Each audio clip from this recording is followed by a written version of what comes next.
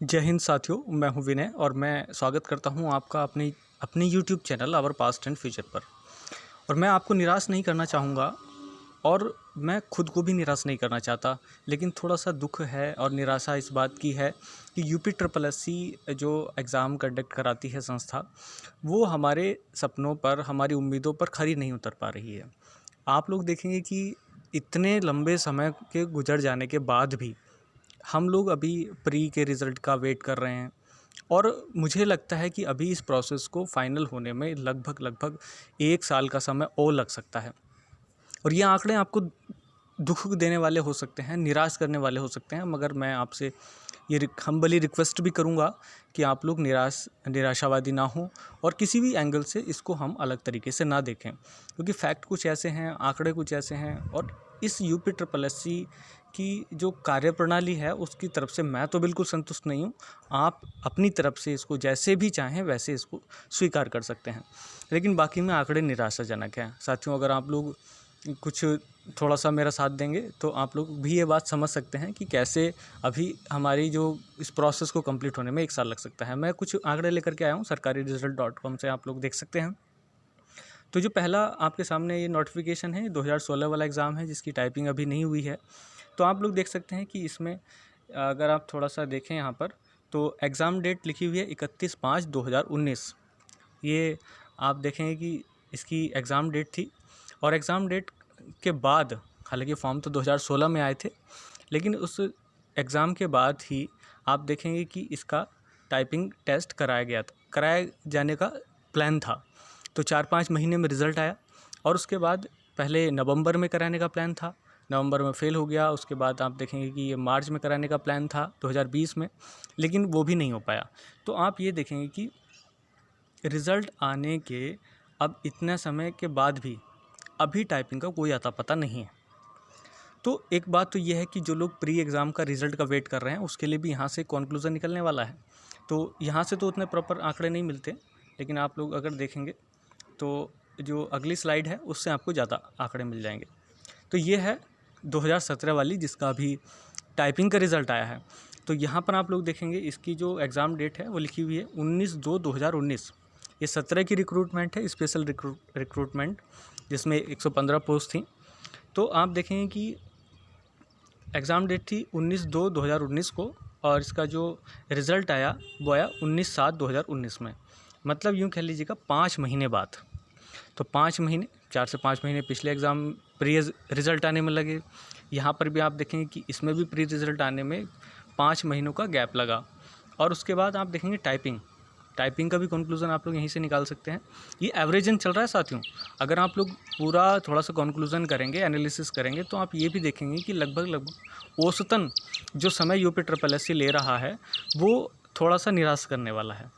तो आप देखेंगे उसके बाद जब रिज़ल्ट आया 19/7 को, उसके बाद टाइपिंग हुई इसकी नवंबर में। हालांकि इन्होंने टाइपिंग टेस्ट जल्दी करा दिया क्योंकि वैकेंसीज़ बहुत कम थी, लेकिन उसके बाद आंकड़े निराशाजनक है। रिज़ल्ट साथियों, टाइपिंग तो हो गई नवंबर में, लेकिन रिज़ल्ट आप देखेंगे कि अभी आया है। ये रिज़ल्ट आया 31/7/2020 को। तो आप ये देख सकते हैं कि 8 महीने बाद टाइपिंग का रिज़ल्ट आया। अब अगर आप सोच रहे होंगे कि अगर टाइपिंग जल्दी करा दी जाती है तो उसका रिज़ल्ट देने में लेट कर देते हैं, कभी टाइपिंग लेट करा देते हैं तो उसका रिज़ल्ट जल्दी दे देते हैं। तो इस तरीके से बहुत सारी प्रॉब्लम यहाँ पे आ रही हैं। और सबसे जो बेहतर उदाहरण और सबसे ज़्यादा जो सटीक और सबसे ज़्यादा जो पास हो सकता है, जो 19 वाला यूपी ट्रिपल एससी का एग्ज़ाम है जूनियर असिस्टेंट का, उसके तो वो है हमारा लोअर पीसीएस का एग्ज़ाम। तो आप देख सकते हैं 31/1/2019 को इसके विज्ञापन आया, यानी कि तब से लेकर के आज तक लगभग 1.5 साल से ज़्यादा बीत चुका है। और उस 1.5 साल में आप देखेंगे कि इसका एग्ज़ाम डेट था 30/9/19 और 1/10/19 को, यानी कि सितंबर 30 और अक्टूबर 1। और उसके बाद इसका जो रिज़ल्ट आया साथियों, वो आप देख सकते हैं कि 26/6/2020 को। मतलब 6 महीने तो ये हो गए और 2 महीने हो गए पिछले साल के, यानी कि 8 महीने हो गए प्री एग्ज़ाम का रिज़ल्ट आने में। तो मतलब यूँ कह लीजिएगा कि रिज़ल्ट आने में प्री एग्ज़ाम का इन्होंने लगा दिया 8 महीने। पिछली बार का आप देखेंगे तो वो थोड़ा जल्दी आ गया था 4 से 5 महीनों में, तब ऐसी प्रॉब्लम नहीं चल रही थी, कोरोना सिस्टम नहीं था। तो अब आप ऐसे कंडीशन में, ऐसे हालात में कि कैसे उम्मीद कर सकते हैं कि हमारा जो फाइनल प्रोसेस है या भर्ती कंप्लीट होने की बात है, वो 1 साल अभी कम से कम ना ले। तो मेरे हिसाब से तो अभी आप लोग थोड़ा अपना बजट बना करके रखिएगा, और ये भर्ती अभी जाने वाली है 1 साल और।